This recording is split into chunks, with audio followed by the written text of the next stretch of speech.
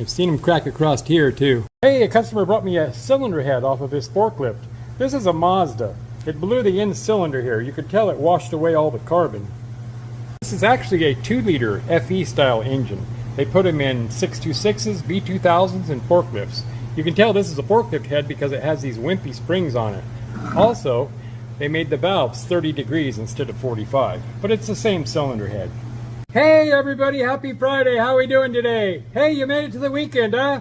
Well, after your work day's over, I guess. Let's see what we're going to do to this thing. Came in for a pressure test and a surface. These plugs leak a lot. You can see that somebody has re-swedged them. Both of them. It looks like the valve adjustment was way off on these two. They've got little divots in them.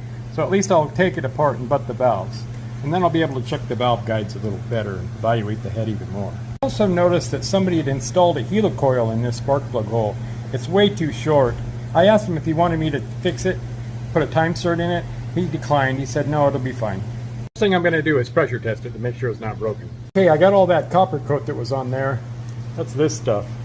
You don't have to spray a composite gasket with that copper coat, but definitely use it if you have an MLS style gasket. It'll keep the water from seeping out just a little bit. Now let's air this thing up. I'm going to do that in my Kansas Instruments pressure tester. I just got to pick out a plate. I have a whole bunch of them. Okay, I picked out a plate. Okay, the head's going to sit on these plates, but they're too low. So I got to change these risers. Just put the head in. And the plate. Just got to cover all the water jackets. Now it's got these bars that just go over here and clamp it down.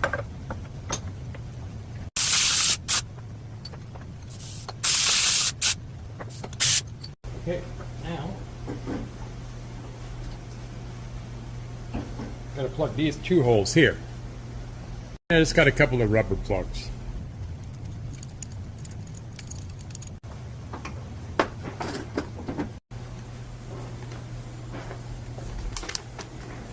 Now we got to cover this hole. So I'm going to use this plate, and that's where the air will go in. And I'm going to use this clamp.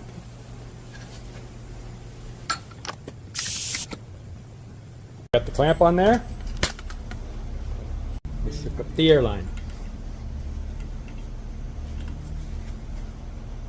Now let's turn on the air. We're running 50 pounds. This is just soapy water. Side looks good.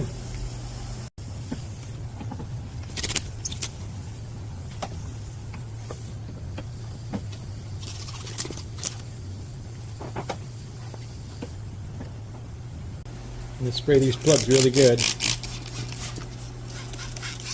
I've seen them crack across here too, the cam line.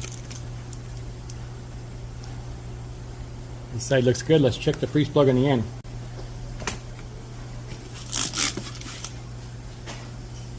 Looks good. Okay, so there wasn't any cracks, so now let's move forward. Now we're going to vacuum test it and make sure the valves are sealing. The customer told me he had a misfire number 2 cylinder, so let's just vacuum test it and see how it goes. Okay, so I have a Sioux vacuum tester. It has different size rubber pads, and when it covers the port, see there, it pulls vacuum. So let's check it. Okay, here we go.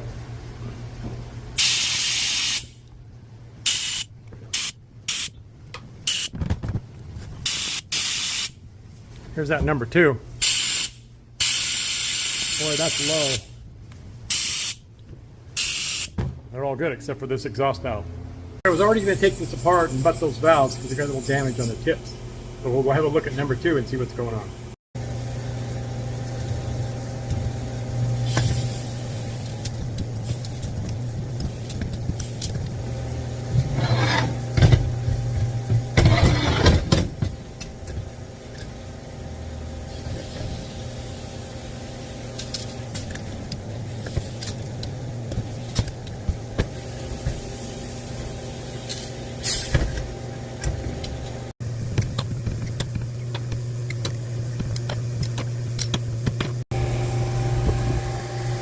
So here's number 2. Well, it looks like we got a little bit of pitting, little minor pitting on this one. Somebody's ground number 3 already, and number 4's got a little bit of pitting. The intakes are pretty decent, really. Seating nice, no pitting. Forklift doesn't get a lot of use. The guides are nice and tight. I'm going to grind those 3 seats and the valves. I'll butt them all and surface it, and it'll work well for them, and they don't have to spend a lot of money on it this way. I went ahead and glass beaded all of them. Now let's butt them.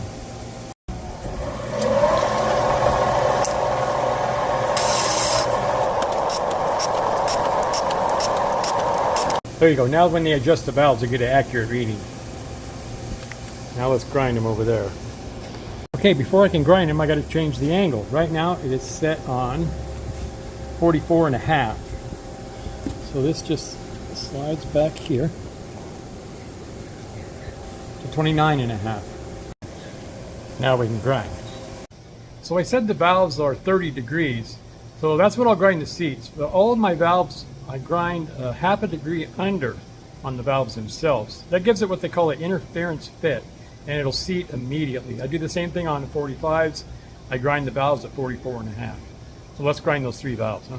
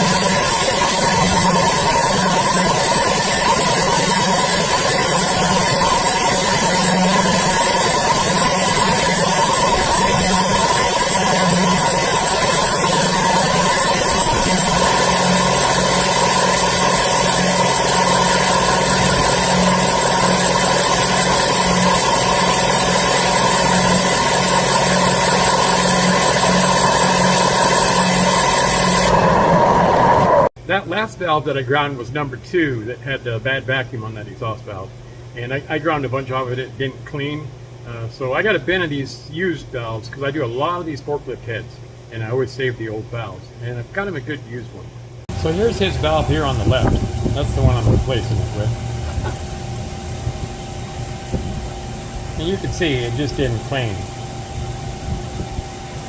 Now if I was desperate, say on a deserted island and had to haul coconuts across the island, I could keep grinding on this and it would work. And I don't know why I'd want to haul coconuts across the island. I'm a joke. Let's keep going. Okay, let's grind them seats. Okay, so I picked out a 30. That's the seat angle. Here we go.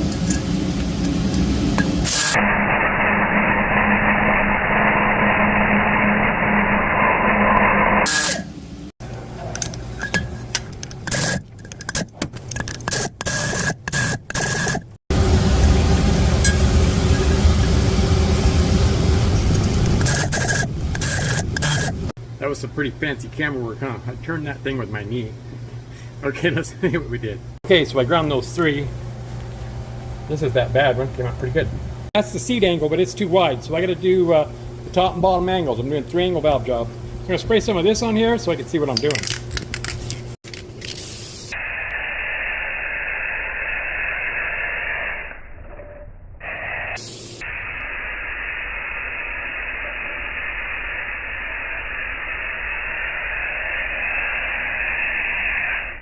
Hey, I wasn't going to grind this seat, but I figured the trolls on the internet would just beat me up about it. That seat was just done and there's nothing wrong with it. But I ground it anyway just to show you. So let's start out with the bottom angle. Now a 15 on the top.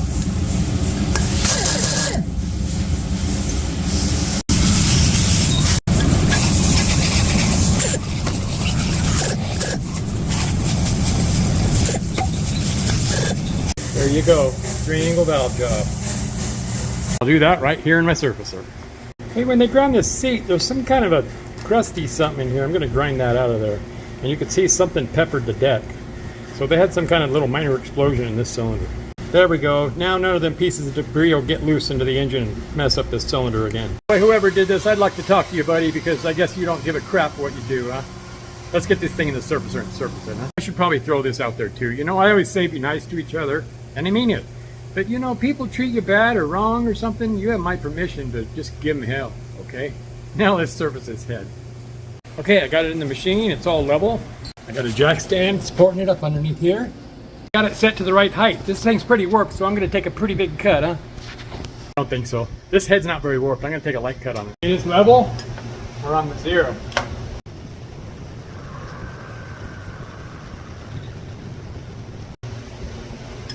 Right on the 0.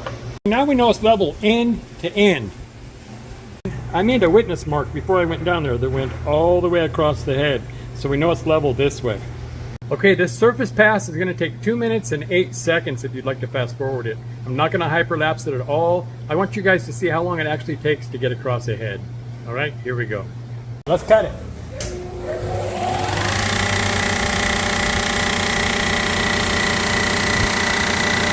This is going to be 2,000.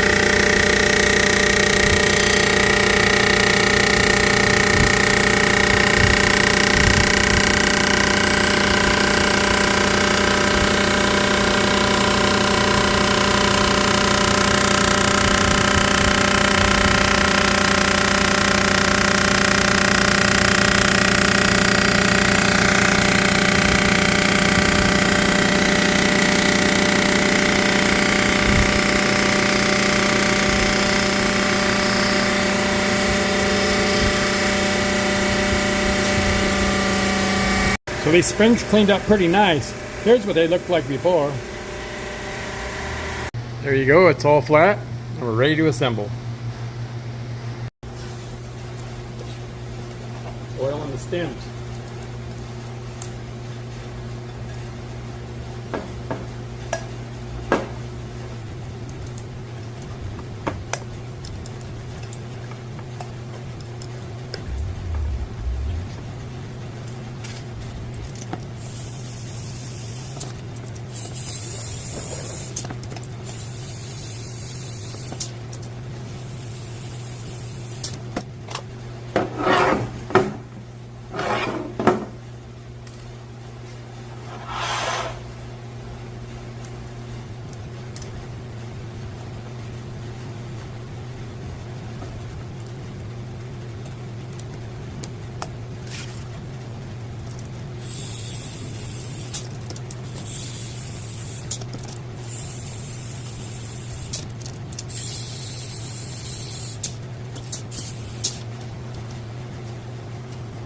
There you go, all assembled. Ready to go haul coconuts across the island. The surface finish across here looks a little bit funky because we're going all across all these little holes. It'll be fine. It's a composite gasket. It'll run just great. Thanks for coming along with me on this journey today, repairing this forklift head. It's not rebuilt, but it's going to perform great. That'll about do it, I guess. Have a nice night. Be nice to each other. Unless you're that guy that worked on this head before me.